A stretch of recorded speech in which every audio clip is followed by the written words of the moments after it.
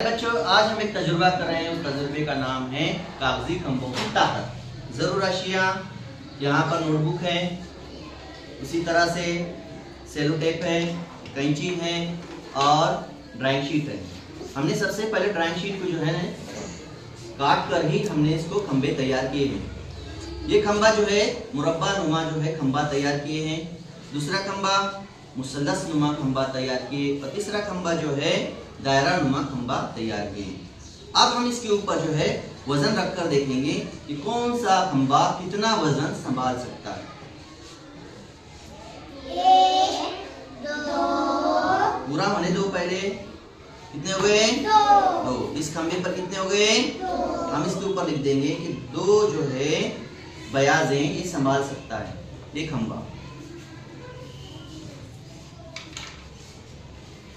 अब हम मुसल्लस नुमा खंभे के ऊपर बयाजें रखकर देखेंगे कि कितने बयाजें ये संभाल सकता है। 1, 2, 3, 4, 5। कितने संभाल सका? 5। ये खंभा 5 बयाजें संभाल सका। अब हम दूसरा खंभा देखेंगे। दायरा नुमा खंभे के ऊपर रखकर देखेंगे बयाजें। आपको गिनना है। 1, 2, 3। रखने के बाद गिनना है आपको। 4, 5, 6, 7, 8, 9, 10, 11, 12, 13, 14, 15, 16, 16। कितने हो गए? 16 जो है इसके ऊपर बयाजें रख संभाल सका, है ना। तो ऐसा क्यों हुआ हम देखेंगे। ये जो खंभा होता है ये बड़े बड़े जो है पुल के ऊपर नीचे जो है बनाया जाता है ताकि बड़े बड़े गाड़ियां इस पे से आसानी से जा सके। इसलिए ऐसे खंभे का इस्तेमाल बड़े बड़े पुल के नीचे किया जाता है। और इस तरह का खंभा कहाँ इस्तेमाल होता है?